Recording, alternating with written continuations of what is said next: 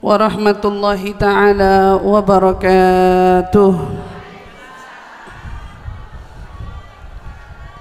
Alhamdulillahi rabbil alamin, wabihi nasta'inu ala umuri dunya waddin, wassalatu wassalam ala ashrafil anbiya'i wal mursalin sayyidina wa habibina wa syafi'ina wa qurrati a'yunina Muhammadin sallallahu alaihi wa ala alihi wa sahbihi wa sallam.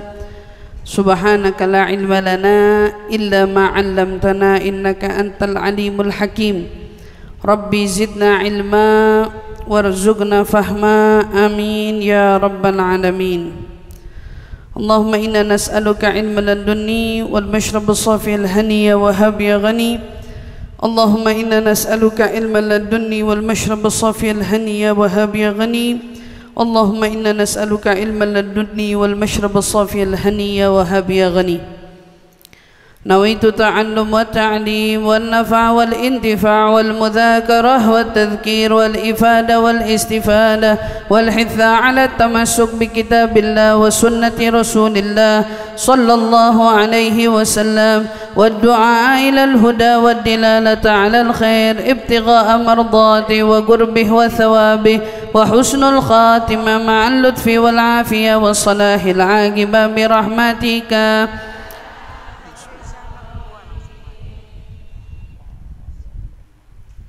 Amin amin ya rabbal alamin. Ya mujibus sa'ilin, alhamdulillah thumma alhamdulillah. Limpahan syukur bersama-sama kita panjatkan kehadirat Allah Subhanahu wa taala yang telah mengumpulkan kita pada hari ini di tempat ini, yang mudah-mudahan insyaallah semua yang kita baca dari Burdah Al-Madih insyaallah menjadi sebab Allah menggugurkan dosa-dosa kita, Allah menghapus salah-salah kita, Allah menghapus penyakit-penyakit kita, menyembuhkan kita dari penyakit zahir maupun penyakit batin kita insyaallah, amin ya rabbal alamin. Dan tentunya harapan kita mengijabah dari semua doa-doa kita insyaallah, amin amin ya rabbal alamin. Ibu-ibu yang dirahmati Allah, Al-Imamul Ghazali rahimahullah ta'ala, beliau pernah berkata, al-ilm bil amal kasyajaru bil thamar. Ilmu tanpa amal itu umpamanya seperti pohon tanpa buah. Pohon tanpa buah. Kalau kita melihat ada pohon dia tidak punya buah, maka pohon itu mungkin sama halnya, mohon maaf, seperti manusia yang merasa kalau dia tidak punya keturunan, gitu ya. Kalau kita hari ini ketemu orang, mereka lama tidak dikaruniai oleh Allah keturunan, pasti kata-kata yang terucap dari lisannya, doain biar cepat dapat momongan. Kenapa? Karena anak itu identik dengan buah hati, buah cinta dari ikatan suatu hubungan, kan gitu kan, buah hati. Buah hati saya, kalau ketemu sama anak kan gitu, oh ini buah hati saya. Maka kalau orang ada yang melihat manusia tidak dianugerahkan buah hati, mereka bersedih, mereka sedih gak punya anak. Pasti awal-awal kan begitu, sampai mereka melalui fase ikhlas, biasanya gitu. Tapi di hati mereka pada umumnya tuh awal-awalnya ngerasa saya salah apa, saya kurang apa, kok saya belum dikasih keturunan, kok saya nggak dipercaya sama Allah untuk mengemban amanah, kok Allah nggak mau kasih saya momongan. Wah, bergejolakan itu luar biasa. Padahal orang nggak punya anak nggak ada aibnya, gitu ya. Tapi orang kelihatan antusiasnya mau punya momongan, baru nikah berapa bulan aja udah ditanya, udah isi belum? Iya kan? Dari apa? Dari antusiasnya manusia. Manusia kalau ketemu udah ngisi belum, udah ngisi belum. Maka coba kita merenung, ya Allah, seorang manusia merasa dirinya sempurna bila mereka mendapati keturunan, seolah wanita merasa bahwa perannya sebagai seorang wanita betul-betul berjalan dengan semestinya. Tapi berapa banyak dari kita yang coba memiliki rasa antusias dan ingin yang begitu tinggi kepada ilmu yang kita dapati selama ini untuk kita amalkan. Karena ternyata ilmu yang kita amalkan itu hakikatnya jauh lebih berarti daripada buah hati yang kita lahirkan. Makanya Imam Ghazali mengasih perumpamaan apa? Al-ilm bila amal. Ilmu katanya tanpa amal kayak pohon gak punya buah. Artinya apa? Dia gak mengeluarkan sisi manfaat sedikit pun dari adanya. Punya pohon, kita nggak ngomongin fungsi pohonnya, tapi keumuman dari fungsi pohon membuah, punya sesuatu yang bisa kita makan, kan gitu. Pohon korma, pohon jeruk, pohon paya, pohon pisang, pohon anggur, pohon semua deh buah-buahan, pohon duku, pohon rambutan. Biar yang berbuahnya setahun sekali ditunggu-tunggu. Kapan berbuahnya, kapan berbuahnya, Masya Allah. Itu buah dari hasil dirinya. Sebuah apa? Pohon. Dari sebuah pohon pada saat dia berbuah, dia merasakan fungsinya, bahwa dia berguna. Kalau kita ngelihat pohon duku tapi nggak berbuah, nih pohon nggak ada fungsinya, udah fungsinya cuman apa? Ya cuman asal ada aja, buat ngasih apa? Naungan, buat keteduhan dan lain sebagainya. Tapi Imam Ghazali ngasih perumpamaan sama kita, ilmu yang kita dapat, ilmu yang kita hadiri. Kalau tadi Ustazah Aluya bilang kita diajak baca Burdah seutuhnya, diajak lagi baca Muhammadiyah, diajak lagi baca Mudoriyah, mau ngingetin nama kita bentar lagi tawakufan. Kalau udah datangnya momen tawakufan kan biasanya majelis taklim udah nggak ada, orang udah pada sibuk nafsi-nafsi di rumah. Ya akhirnya nyari-nyari itu mana yang masih buka majelis taklim, datang buat menghibur rasa rindunya. Tapi umumnya apa? Majelis taklim ditutup. Mau ngapain ditutup? Mau ngasih kita kesempatan fokus dalam amal. Fokus dalam amal. Kalau kemarin-kemarin ngaji mungkin suaminya kurang diperhatiin, ya kan? Kamu tuh ngaji mulu, kapan sih waktunya buat saya? Nah, gitu. Maka momennya waktu kita lagi tawakufan, puas-puasin deh tuh ngadepin dia yang banyak. Nah, ya, puas-puasin ngadepin dia yang banyak gitu. Sama begitu juga anak umpamanya. Kalau waktu kemarin aktif banget sama pengajian, Masya Allah ya, sampai kadang-kadang ya Allah anak aneh berapa kali ngajakin jalan nggak kesempean. Ternyata ibunya ketua pengajian. Ya, ibunya banyak acara, ibunya banyak undangan, maklum. Seumpamanya kayak gitu, waduh momen tawakufan pergunakan dengan baik amalnya tuh selama ini diajarin bagaimana muamalah kita sama anak dan lain sebagainya. Sama nahan diri, nahan emosi, nahan mulut, nahan mata, nahan telinga.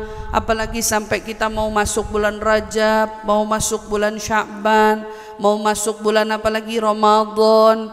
Alhamdulillah, mudah-mudahan Allah kasih kita panjang umur ya, sampai kita bisa ketemu lagi sama bulan suci Ramadan, insyaallah, amin ya rabbal alamin. Siap-siap, disuruh siap-siap.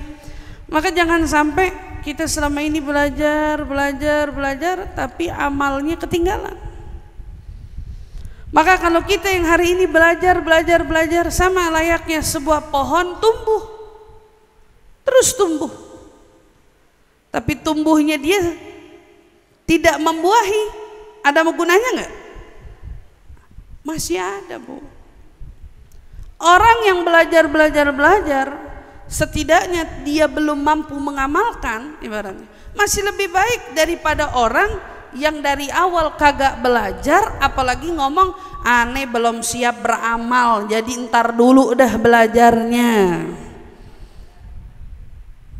Yang belajar tapi masih berupaya untuk beramal, itu jauh lebih baik daripada orang yang memilih sama sekali nggak mau belajar. Yang belajar doang kayak siapa? Mirip sama pohon, tumbuh doang. Makin dia tumbuh, makin rindang. Orang bisa neduh, adem, ada oksigen, ada manfaat. Setidaknya orang yang belajar, kalaupun dia tidak mampu mengamalkan semua ilmu yang dia pelajari, setidaknya pelajaran yang dia pelajari itu bisa melindungi dirinya sendiri. Bisa lindungi dirinya sendiri. Tapi kalau dia beramal, Masya Allah, gara-gara amalnya itu berapa banyak kebaikan yang bakal didapat oleh orang-orang. Satu pohon berbuah bukan 1 kilo jeruk, satu pohon nggak berbuah 1 kilo anggur, satu pohon itu tidak berbuah 1 kilonya pepaya, bisa berbuah-buah. Dan 1 biji buah itu punya biji berapa? Dan bayangin setiap diantara kita yang beramal di dalam kebaikan, ilmu yang sudah kita dapat, lihat tabungan kebaikan yang bakal kamu dapat dari keuntungan yang Allah Subhanahu wa taala janjikan. 1 pohon berbuah, katakan buahnya cuma dapat 1 kilo, tapi 1 butir buah punya biji berapa banyak? 1 biji bisa menumbuhkan pohon lagi. Dan lihat berapa banyak amal yang bisa kau bawa sampai kau wafat lantaran banyaknya hasil yang sudah kau lakukan dari ilmu yang kau pelajari selama ini. Nah, jadi kita kalau belajar, alhamdulillah, tapi jangan cuman kita kejar diri kita untuk belajar, tapi giliran untuk amal belum siap, nanti dulu, belum mau. Padahal Imam Ghazali di dalam kitab Bidayatul Hidayah, beliau udah nekenin sama kita, jangan pernah sombong kalau cuman kamu selama hidup bisanya ngerjain yang wajib. Fardu 5 waktu kita mah alhamdulillah kagak pernah tinggal. Itu kudu, itu harus, itu bukan sesuatu yang patut kau banggakan.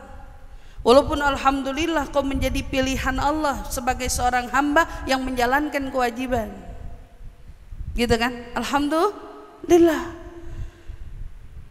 Ada orang puasa Ramadan, kira-kira puasa Ramadan dia sombong, gimana kiranya?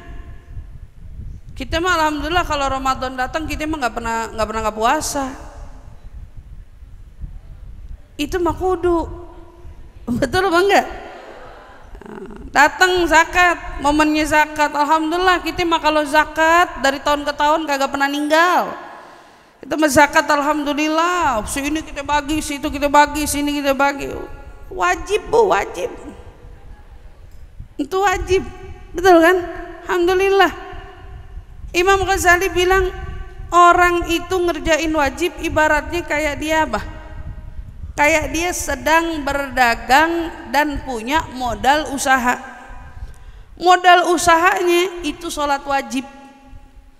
Artinya kalau ada orang jualan yang balik cuman modal, untung apa kagak? Untung apa kagak? Ada orang hidupnya cuma jalan, kita menjalanin yang wajib-wajib aja. Sama kayak orang dagang, tapi yang penting modal kita mah balik gitu. Jadi buat apa dagang? Betul apa enggak? Jadi dagang nyarinya apa? Ente nyari untung apa nyari? Orang hidup itu kan disuruh ibadah.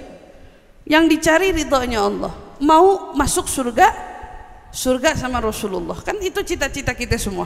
Mau cari ridho Allah, masuk surga yang adanya Rasulullah, pengen ada di barisan Sayyidah Fatimah Zahra. Waduh, cita-cita kita sih Masya Allah, maunya besar, maunya gede.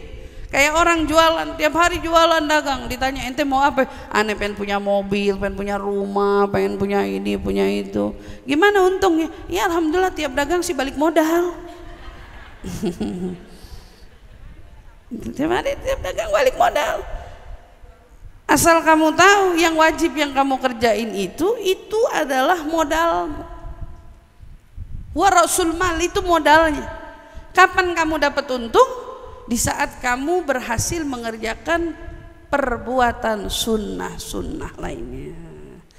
Begitu ente nambahin hari-hari duha, begitu ente nambahin adanya tahajud, begitu ente nambahin adanya witir, begitu kamu bisa pelan-pelan nambahin qobliyah ba'diyah umpamanya gitu, pelan-pelan kamu nambahin zikir, sholawat, istighfar, tahlil, la ilaha illallah Muhammad Rasulullah tiap hari.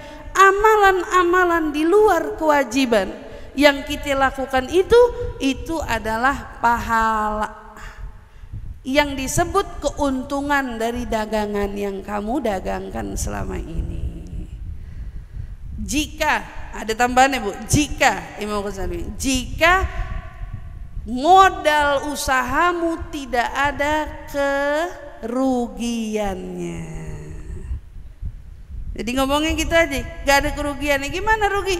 Ya orang punya modalnya 100.000, katanya alhamdulillah kita mau balik modal, toto begitu balik modal piringnya pecah, 100.000-nya balik, tapi perlu beli piring baru. Iya kan? Rugi apa kagak? Nah, tapi kalau kamu punya perbuatan sunnah, kata Imam Ghazali, sunnahmu nambal kerugian dari wajibmu. Ada orang sholat wajibnya tapi nggak khusyuk, sholat wajibnya ternyata nggak sempurna, sholat wajibnya nggak bener, walaupun ngerjain sholat wajib ada yang bolong. Siapa tuh yang nambel bolongnya? Nggak ada yang lain, kita sendiri. Kapan itu yang bolong ketambel? Begitu kamu punya tambahan lebih dari amal ibadah yang kamu perbuat selama ini. Jadi begitu kita punya duha, kita punya tahajud, kita punya salat-salat lain, begitu Allah lihat waktu kita sholat duhur, toto waktunya mepet, waktu sholat duhur toto nggak bener, waktu sholat duhur toto ada yang salah. Kapan nih kita yang nggak sadar sama Allah kekurangan itu ditambal dengan sunnah-sunnah yang kita perbuat. Makanya rugi kalau ada orang ngomongnya pinter banget, kalau amal mah jangan banyak-banyak, yang penting-penting aja, yang wajib-wajib aja gitu. Betul, yang penting-penting aja. Cuman berarti mereka tidak betul-betul memahami konsep kita di dalam beramal kepada Allah Subhanahu wa ta'ala. Ini bukan saya yang ngomong, ini Imamul Ghazali di dalam kitab Bidayatul Hidayah. Maka kita jaga ya, siapapun dari kita alhamdulillah yang dikasih kesempatan sama Allah hari demi hari duduk di majelis ilmu, belajar, nuntut ilmu, dengar ilmu. Ayo amalnya jangan mau kalah sama setan. Kemarin udah teguh niat, cuman dikipas-kipasin doang, kata setan balik.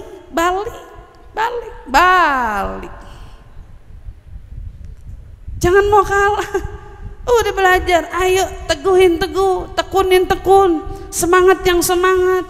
Ada orang chat saya, Ustazah, saya ini lagi nuntut ilmu, tapi saya lagi di titiknya saya itu males, lagi lemah nih, kayaknya nggak tahu iman lagi turun apa nggak paham. Dia bilang pokoknya lagi di titik males, yang tadinya semangat toto males. Ada nggak amalannya Ustazah? Ada nggak bacaannya Ustazah kalau kita lagi malas begitu? Bacaan mah nggak ada. Rasulullah udah bilang dari awal, minta kita mau rajin mau males disuruh baca Allahumma na'udzubika minal hammi wal hazan wa a'udzubika minal ajzi wa a'udzubika minal jubni wa a'udzubika min ghalabatid din.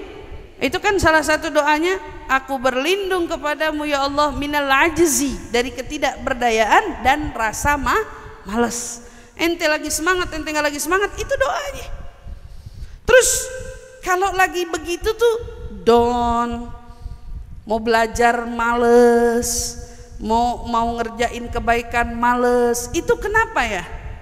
Ulama jawab, kalau penuntut ilmu di tengah-tengah nuntut ilmu tahu-tahu males, tahu-tahu patah semangat, tahu-tahu nggak punya gairah dalam menuntut ilmu, jawabannya sederhana, coba lihat niatnya kemarin. Coba inget-inget sama niatnya aja di awal. Waktu belajar niatnya apa? Waktu mau jauh-jauh tuh nuntut ilmu niatnya apa? Waktu ibu-ibu kemarin susah-susah izin sama suami mau taklim, begitu mau datang belajar ninggalin rumah, segitu pagi-pagi dirapiin, dibersihin, anak cepet-cepet dirapiin, dikasih makan, disiapin.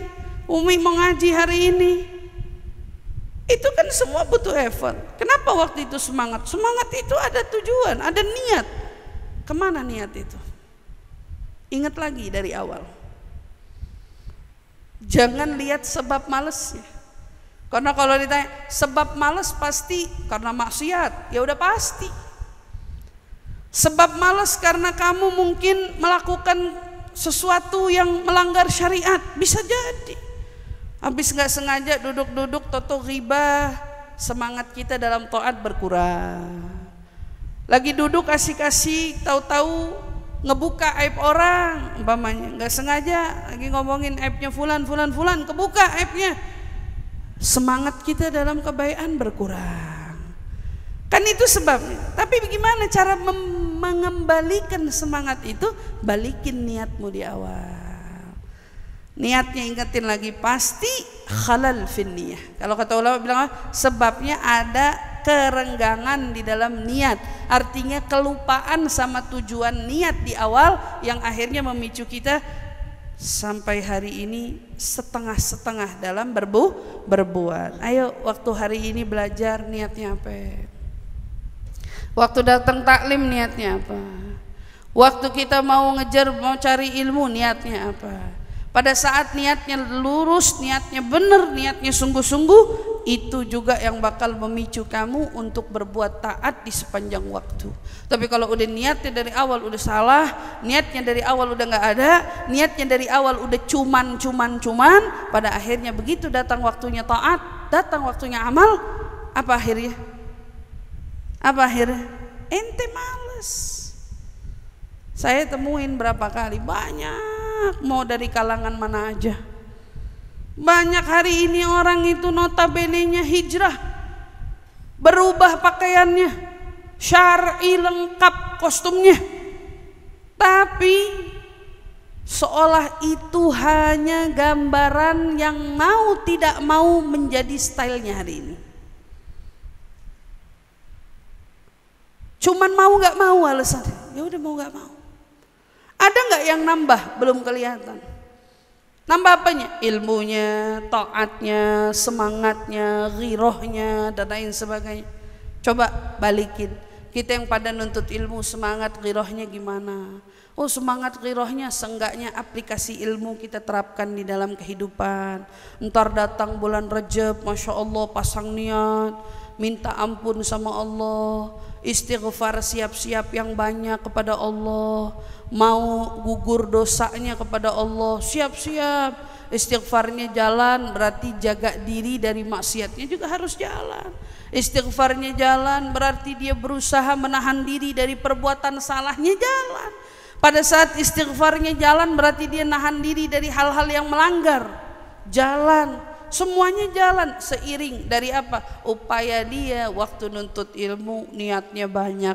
Maka ingat, kalau orang tidak mendapat buah hati, tersiksa batinnya lalu bersedih, patutnya kita yang hari ini punya banyak ilmu namun belum beramal harusnya jauh lebih bersedih, karena artinya kau adalah manusia yang belum berguna bagi dirimu sendiri. Na'udzubillah min dzalik. Nasallallahu salamu wal afiyah. Mudah-mudahan Allah pelihara, Allah jaga kita semua, amin. Amin ya rabbal alamin. Baik ibu-ibu, ini ada beberapa pertanyaan, mari kita uraikan sedikit-sedikit. Bismillahirrahmanirrahim. Assalamualaikum Ustazah, dari sholat subuh sampai menunggu waktu isyraq, apa saja yang boleh dilakukan dan apakah boleh berubah posisi duduk kita? Terus saya juga suka ngaji bareng sama suami dulu, nggak apa-apa ya? Nah, ini nanya apa?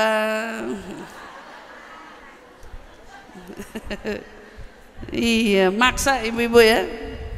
Ibu-ibu suka maksa. Tapi pertanyaannya, kalau nunggu isyraq tuh ngapain aja yang boleh dilakukan? Pastinya seluruh amal kebaikan di luar urusan dunia. segala amal kebaikan. Berarti di situ terdapat qiraatul Quran, wal adhkar, wal aurad, baca Quran, zikir, wirid harian yang dibaca, semua itu boleh kita amalin. Lalu bagaimana dengan posisi duduk? Posisi duduk itu menurut Al-Habib Salim bin Abdullah Syatri, kalau kamu duduknya di masjid atau di musola, kata duduk di masjid atau di musola, maka saat kamu sholat terus tiba-tiba kamu mau baca Quran, sementara di masjid itu lemarinya jauh, apa yang kamu lakuin? Bangun, ambil Quran dengan catatan masih di dalam masjid, ambil Quran, duduk lagi di tempatmu, itu nggak apa-apa. Tapi kalau posisinya bukan di masjid, nah gitu, posisinya bukan di masjid atau di musola, kamu harus mempersiapkan segalanya sebelum kamu sholat. Jadi bukan habis sholat subuh, kita mau nungguin isyraq biar dapat pahala apa itu? Dapat pahalanya umroh sama haji sempurna gitu kan? Mau dapat pahala itu. Gimana? Ya nggak sholatnya di kamar, ke dapur dulu, cetek, kompor nyalain, bikin kopi ya, gitu ya. Terus balik lagi ngaji. Ya Ustazah, kita masih punya suami, bagaimana dong? Nah, ini saya bilang, suami itu kita urus hukumnya apa? Ibu punya suami jam 6 kopi udah kudu ada. Iya, berarti ibu harus ngurusin kopi suami sebelum jam 6. Betul apa enggak?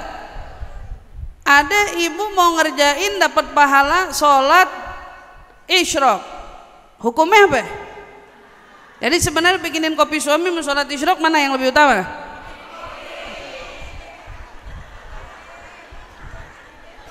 Sederhana Bu, kecuali ibu mau negosiasi sama suami. Artinya negosiasi yang diiringi dengan keikhlasan. Nego, Pak, aku hari ini mau isyraq, mau dapetin pahala sholat sunnah isyraq, boleh nggak kopinya telat dikit? Boleh, katanya, oh boleh, nggak apa-apa, fadol. Redo dia, jalanin. Dia nggak redo, jangan sedih. Ada waktunya nanti. Kalau nggak dapat waktunya gimana Ustaz? Tentu kita yang pergi duluan. Ya udah ibu udah dapat niatnya. Niatnya udah dapat Bu.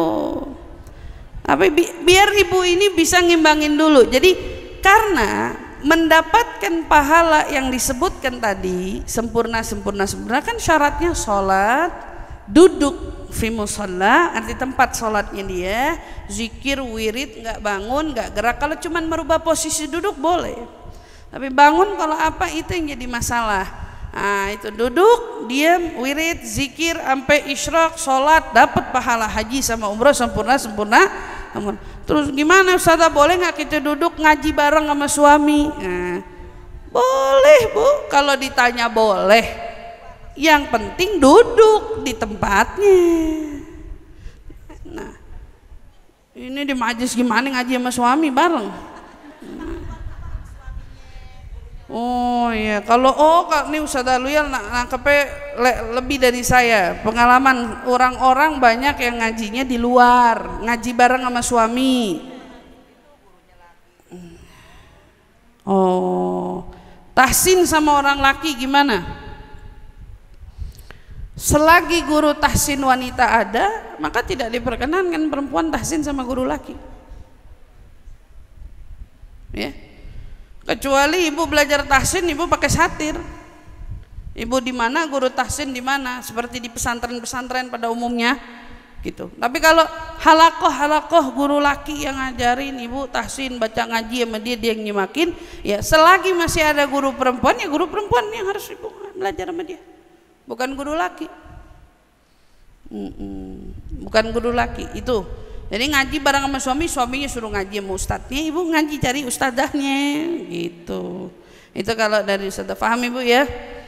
Nah, pertanyaan yang kedua, Ustazah, kalau lagi sholat wajib, terus kita menangis di saat sholat, boleh apa kagak?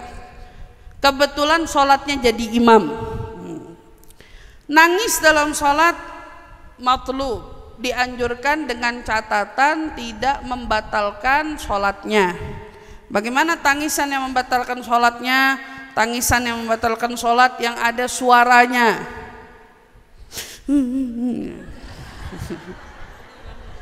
Ya.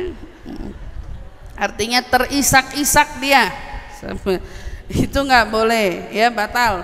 Gimana lagi umpamanya, mohon maaf, biasanya orang kalau nangis itu cairan hidungnya keluar. Bagaimana hukumnya? Keluarnya nggak masalah,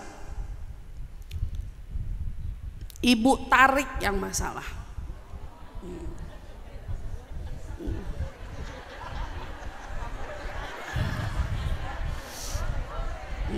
Gitu ya, keluarin. Jadi kalau orang biasanya, karena ibu kalau nelen sesuatu itu yang ditelan karena sengaja. Tahu nggak? Narik lendir. Kalau di sini beda. Ada yang nyangkut, maksa telan, lain cerita. Di sini ibu yang tarik.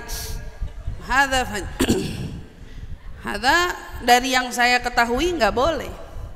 Jadi gimana?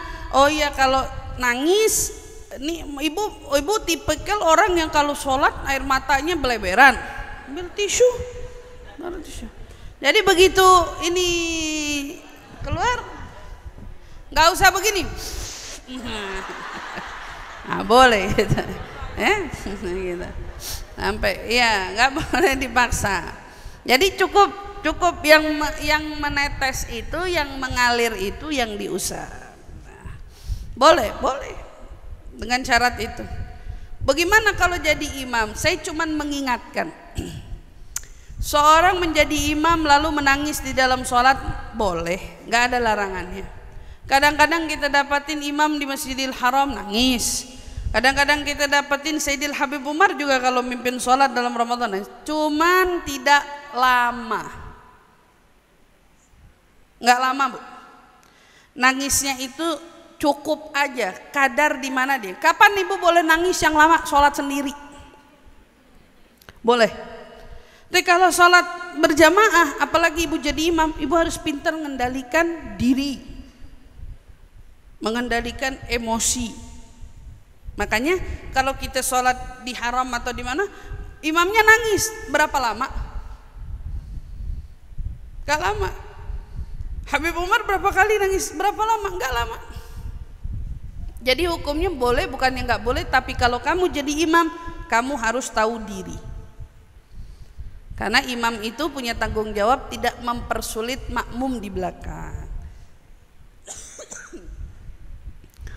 Tapi pertanyaan ketiga, apa hukumnya wanita yang sedang haid duduk di kajian musola? Karena dia berpendapat musola beda dengan masjid. Terima kasih atas jawabannya. Hukum musola sama masjid jelas berbeda.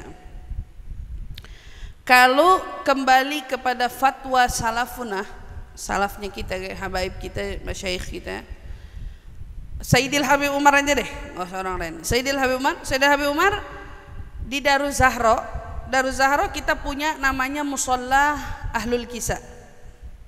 Musola Ahlul Kisah di Darul Mustafa, di Daruz Zahra juga begitu. Perempuan sana kalau lagi haid, musola Ahlul Kisah Habib Umar larang masukin, nggak boleh. Hadza ta'dhiman li hurmatil musalla. Habib Umar menjunjung kehormatan musalla di sana. Tapi kalau kembali ke asas hukum fikih, hukum fikih punya asasnya. Oh, kalau masjid yang mutlak dilarang, kalau musalla masih boleh. Jadi kalau dia berstatement, oh musalla itu kan beda sama masjid, ya memang beda. Kedudukannya juga beda gitu. Jadi kalau umpamanya kita kajian di musola, bagaimana? Boleh. Kalau memang nggak nemu tempat ada di itu, ya sudah, duduk di dalam, ya nggak apa-apa, boleh. Tapi selagi ada terasnya, ada apa, wal ahsan kamu di luar. Untuk apa? Imahnya untuk ta'zim li hurmatil musalla, ngehormatin musalla gitu.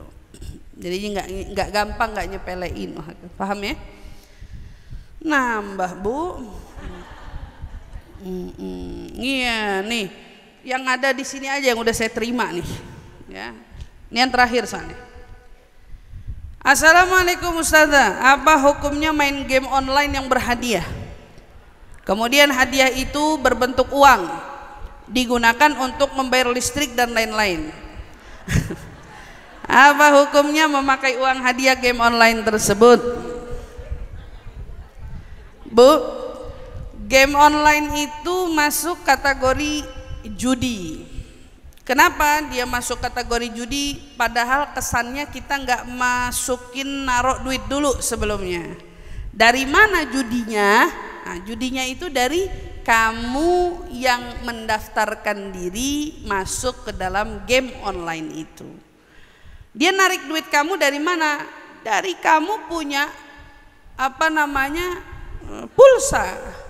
Dari kamu punya pulsa internet, gigabyte-nya kamu itu kan yang disedot sama mereka. Waktu kamu bermain, kamu nggak sadar ada sesuatu yang terbuang di situ. Jadi game online, apalagi sampai umpamanya kamu yang mau bermain, saya nggak tahu game online kamu jenisnya apa ya. Tapi yang umumnya ada game online dan menghasilkan uang, itu adalah game online yang unsurnya jelas-jelas judi. Nah, jadi kalau ibu tanya boleh nggak main gamenya aja duit nggak dipakai, udah nggak boleh. Mainnya aja, duitnya ibu nggak pakai. Kalau di situ memang ada jelas unsurnya, nggak boleh. Kenapa? Liana itu masuk kategori dhai'ul waqt. Kamu telah buang-buang waktu. Adapun terkait uang yang dipakai, kalau kamu tahu hasil uang judi adalah haram, maka sekalipun yang kamu gunakan uang itu bayar listrik lah, bayar apa ya haram. Haram.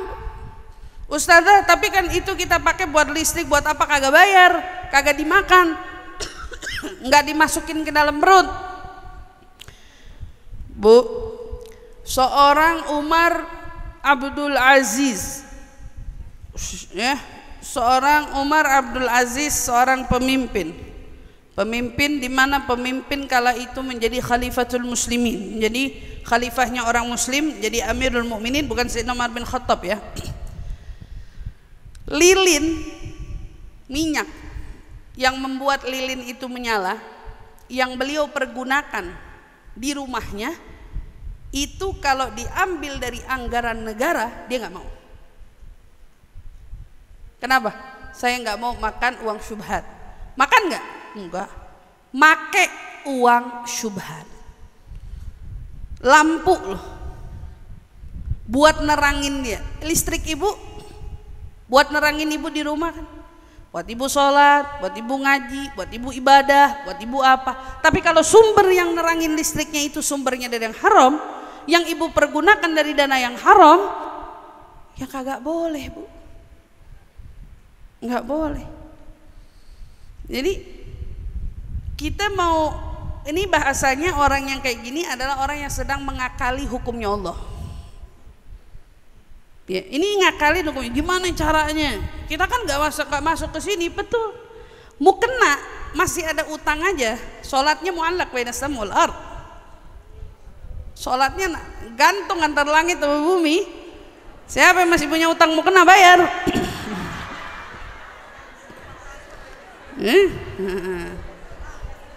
Pakai baju buat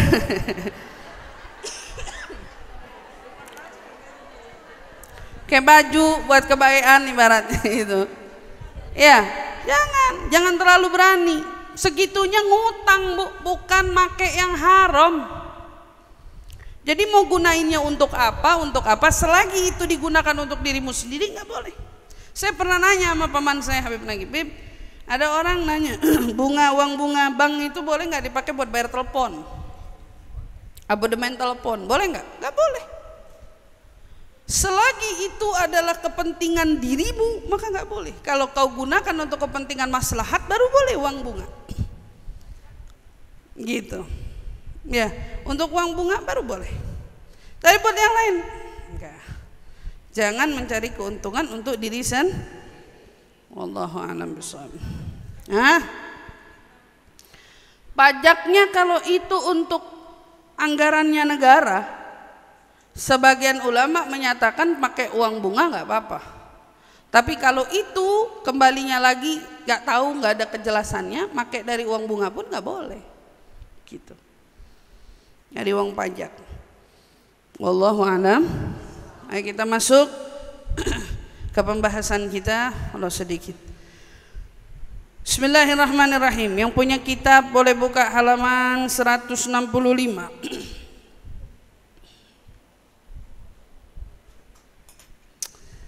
Bismillahirrahmanirrahim. Qalal musannif rahimahumullah wa nafa'na bihi wa bi ulumihi fid dharain amin. Radhiyallahu anna wa ankum wa an sa'iril ummah ajma'in ila an qala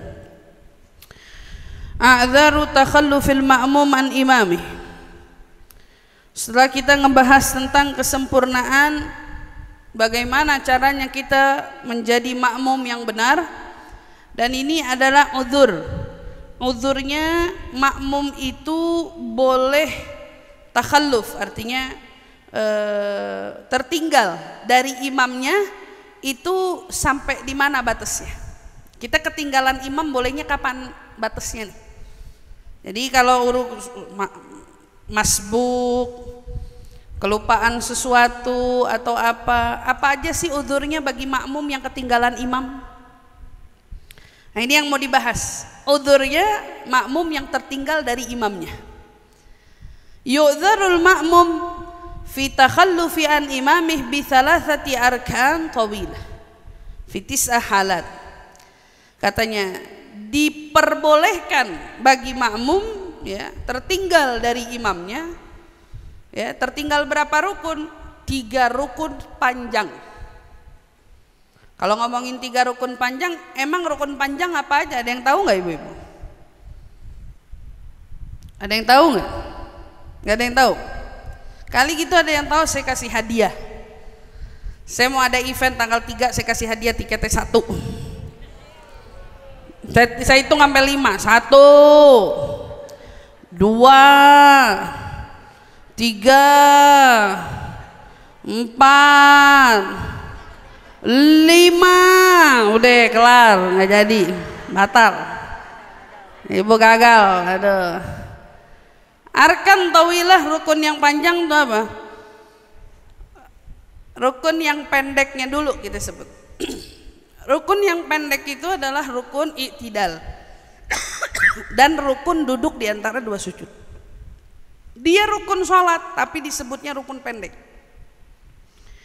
Adapun rukun panjang berarti selain daripada itu. Qiyam, berdiri dalam sholat tuh baca Fatihah wa ma hawalai minas surah, itu rukun panjang. Kemudian ruku, itu rukun panjang. Kemudian sujud, itu rukun panjang. Nah, orang boleh tertinggal dari imamnya dengan cara bisalah sati arkan tawilah. Yani dia boleh ketinggalan sampai imam itu ngerjain 3 rukun panjang. Kapan nuzur itu? Kapan itu diperbolehkan? 9 keadaan. Kamu boleh masuk kategori ini kalau kamu berada dalam 9 keadaan ini. Tapi kalau kamu nggak berada dalam 9 keadaan ini, ya nggak boleh. Fala budda an yarka qabla tifa'il imam min sujudits tsani di tasyahhud awil qiyam. Maka seseorang makmum yang tertinggal wajib dia menyegerakan diri untuk ruku. Jadi kalau dia ketinggalan, dia sholat sama imam, imamnya udah ruku, imamnya udah i'tidal, imamnya udah sujud, udah duduk lagi, udah sujud lagi, sampai itu berapa rukun? Ruku panjang kan? I'tidal nggak kehitung, pendek. Sujud pertama 2, sampai sujud kedua. Sujud kedua. Kalau imamnya bangun dari sujudnya yang kedua, maka makmum harus menyegerakan untuk sebelum imam mengangkat kepalanya dia udah ruku. Kan dia ketinggalan. Ibu paham nggak? Dia buru-buru harus ruku. Fa in lam yarka. Kalau dia belum sempat ruku dan imam udah bangun dari sujudnya yang kedua, baik dia bangun untuk tasyahud atau dia bangun untuk berdiri karena masih ada rakaat umpamanya misalnya, fayajibu alaih an yanwiyal mufaragah, maka si makmum wajib niat mufarokoh kalau mau sholatnya nggak batal, harus berniat berpisah dari si imamnya kalau mau sholatnya nggak batal. Au yutaba al imam fi ma huwa fi, atau kondisi lainnya juga dia boleh tetap ngikut. Contoh, ada orang sholatnya hayal lama banget, baca doa iftitahnya sampai kelar, baca fatihah kelar, nih imam udah ruku, imam udah bangun, imam udah ini, tahu-tahu begitu dia lagi keasikan sendiri ibaratnya, tahu-tahu dia lihat, ya Allah imam udah ruku, udah sujud yang kedua mau berdiri lagi nih. Bagaimana? Oh, dia mau tetap gabung? Boleh. Berarti dia ketinggalan 1 rakaat dari imam. Maka dia berada di posisi menyesuaikan. Imamnya udah berdiri lagi, maka dia menjadi makmum di situ, tapi dia perlu berdiri setelah imam salam 1 rakaat. Ini masbuk ya, mirip sama masbuk ya. Itu kalau dia nggak mau batal. Berarti tafutuhu rakaah wa ya'ti biha ba'da salamil imam. Dia nambah rakaat imam salam. Fa idza lam yanwil mufaragah wa lam yutabi'hu batalat shalatu. Kalau kagak niat mufaraqah, misahin diri, kalau kejadian itu terjadi, dia enggak niat mufaraqah, dia juga kagak menyesuaikan diri dalam mengikuti imamnya seperti yang tadi sudah diuraikan, batal sholatnya. Ini kalau batal sholatnya, enggak mah dia berjamaahnya udah enggak sah, sholat sendirinya juga tidak sah, sholatnya batal. Di sini maka 9 keadaan ini dirangkum oleh sahibul muallif dengan gosida atau syair. Kita nggak akan uraikan syairnya, kita langsung membahas syarhul abiyatnya. Ya, yang punya kitab di situ ngelihat, kita nggak usah uraikan. Maka syarhul abiyat ayyu'dzarul ma'mum fi takhallufil anil imam bi thalathati arkan tawilah fi 9 halat wahiyah. Maka seorang makmum diperkenankan tertinggal oleh imamnya dalam kondisi 3 rukun yang panjang jika dia berada dalam 9 keadaan ini. Maka keadaan yang pertama adalah man fi qiraah li ajzihi bati. Siapa dia? Yang kalau bacaannya karena ketidakberdayaan dia lelet. Nah, kenapa disebut li ajzi, ketidakberdayaannya? Bukan untuk orang yang bacanya bisa cepat tapi dilambatin. Ini untuk siapa? Katakan orang tua yang emang bacanya udah terbata-bata, atau orang gagap, atau orang cacat secara khalqi. Memang Allah ciptain dia punya cara ngomong bismillahirrahmanirrahim misal. Jadi dia punya satu kondisi yang memang membuat dirinya tidak bisa baca cepat, bacanya lelet. Untuk kondisi orang yang begini boleh ketinggalan beberapa rukun sama imamnya. Paham ibu-ibu ya? Jadi bukan yang sebenarnya bisa baca cepat tapi emang dasaran dilambat-lambatin, beda kondisi. Tapi kalau orang yang bacanya dia memang udah tua, udzur, bacanya satu-satu, bacanya pelan, bacanya kita bisa maafu. Atau dia punya kekurangan secara fisik, atau kekurangan secara lafaz, ucapan, memang ucapnya gagap atau ngucap, itu enggak apa-apa, boleh. Tapi selain daripada itu tidak boleh. Yang kedua, au syakka hal qara, untuk orang yang ragu apakah dia sudah baca surat Fatihah atau belum. Jadi untuk orang yang ragu, Kalau ragu dia langsung baca gimana? Baca. Kamu punya apa namanya tuh khususiyah, keistimewaan, diperbolehkan tertinggal oleh imam dari imam 3 rukun panjang. Gara-gara apa? Syakka, ragu, udah baca apa belum? Barusan. Ini kan untuk biasanya begini, sholatnya kagak khusyuk, kagak fokus. Otaknya lagi di mana-mana. Toto imam udah lagi, yuk, ini udah baca Fatihah belum tadi? Syaknya bukan batal atau tidak. Kalau syak batal, batal. Udah pernah kita bahas itu ya.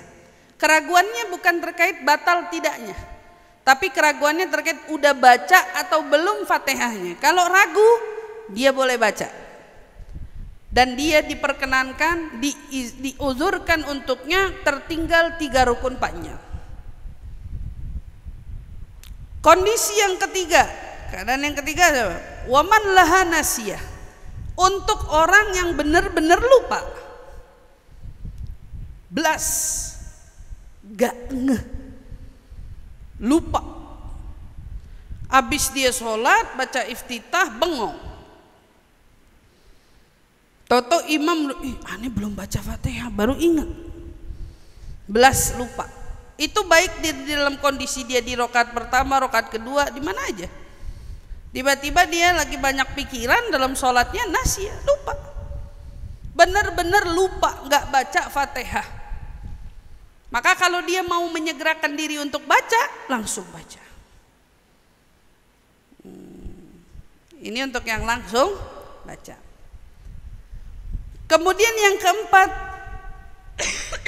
wadhif muwafiqan li sunnah adal.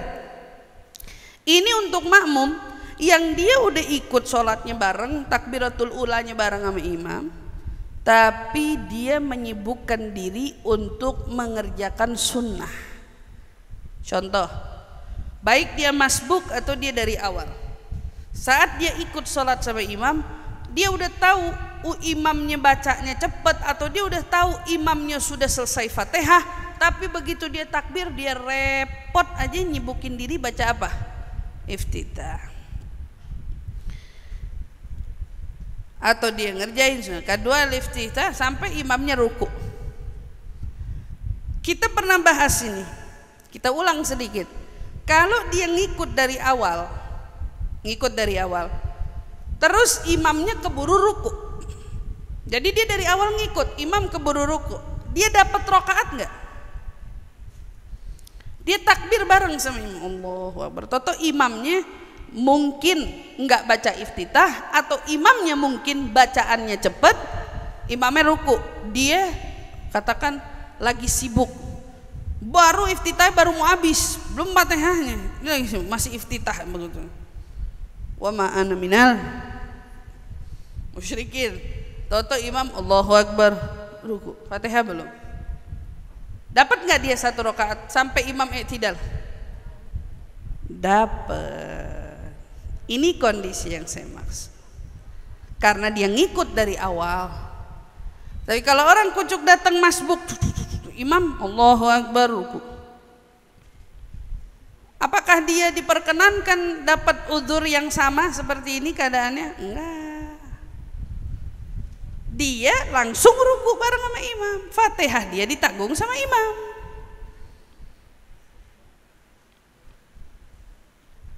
Paham ibu-ibu? Tapi buat yang baru datang nih, yang udah ngikut dari awal tapi sibuk sama sunnah, dia ikut sama imam dari awal tapi sama sunnah kerepotan.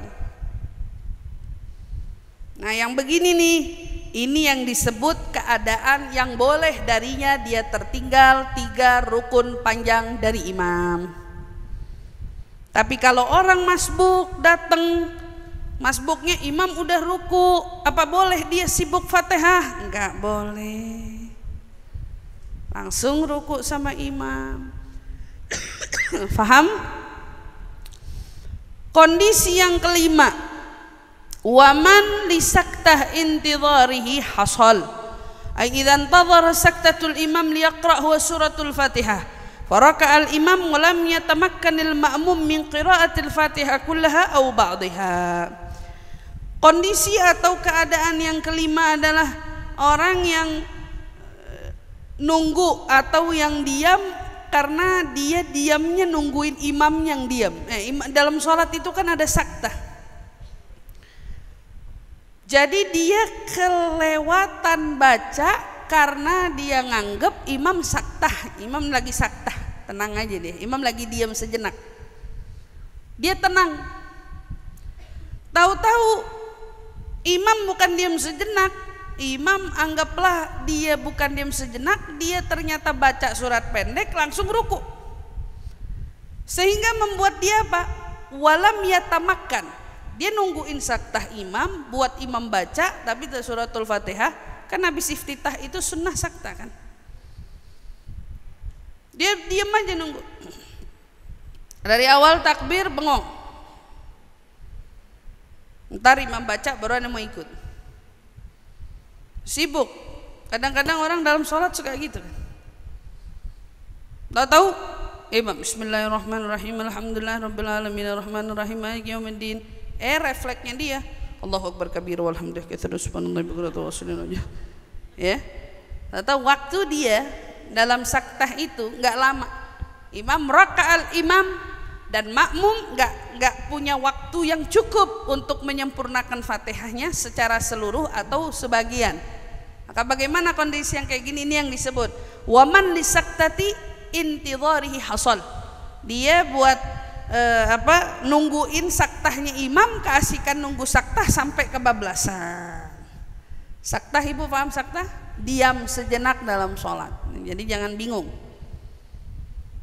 Untuk orang yang begini juga diperkenankan baginya tertinggal 3 rukun panjang dari imam. Artinya dia boleh tetap lanjutin Fatihahnya yang tertinggal sampai dia selesai, dengan syarat tidak lebih dari 3 rukun. Yang keenam, man nama fit tasyahhud. Buat siapa lagi hukum ini berlaku?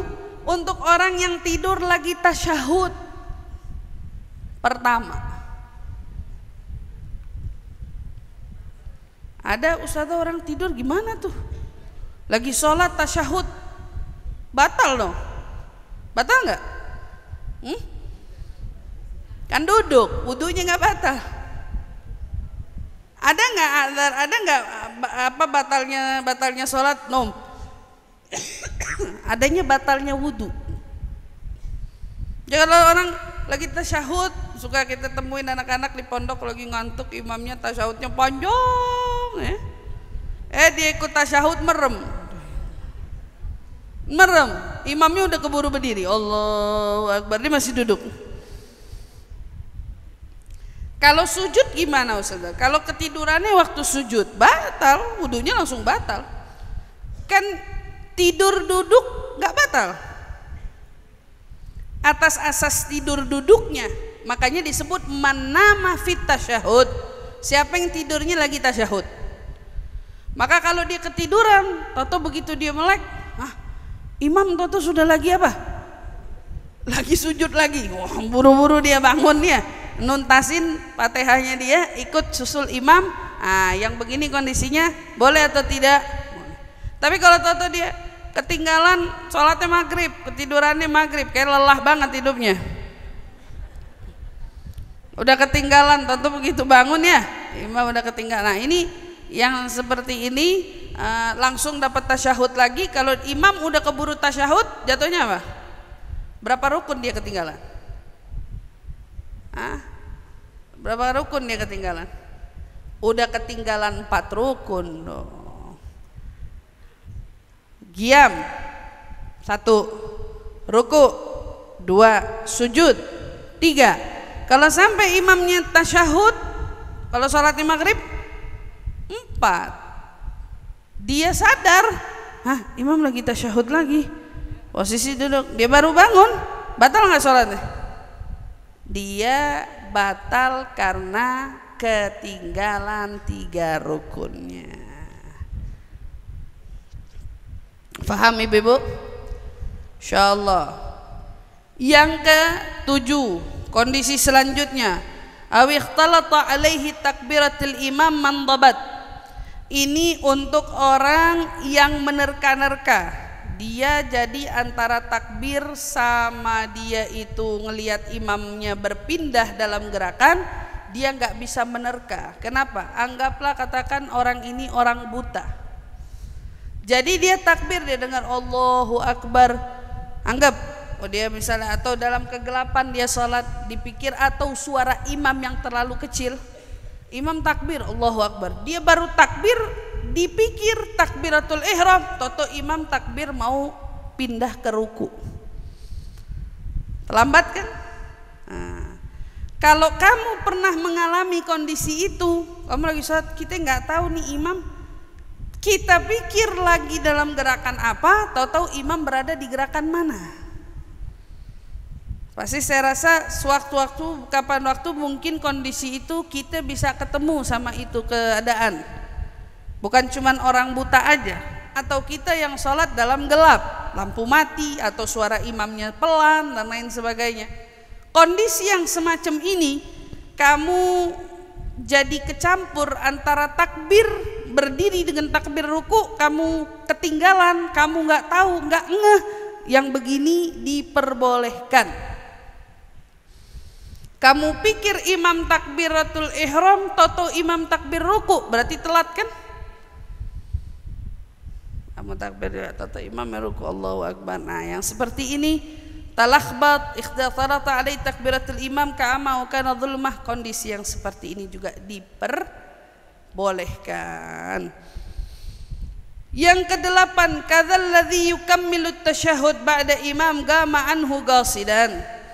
Yang kedelapan, idza jalasa fit tasyahhud yukammiluhu ba'da an gamal imam anhu. Orang yang lagi tasyahud, kapan tasyahud ini kondisinya boleh lagi dia ngelanjutin orang yang ketinggalan dan dia masih perlu menyempurnakan sholatnya.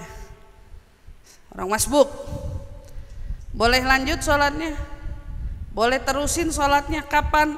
Imam selesai tasyahud, imam selesai gamal imam anhu.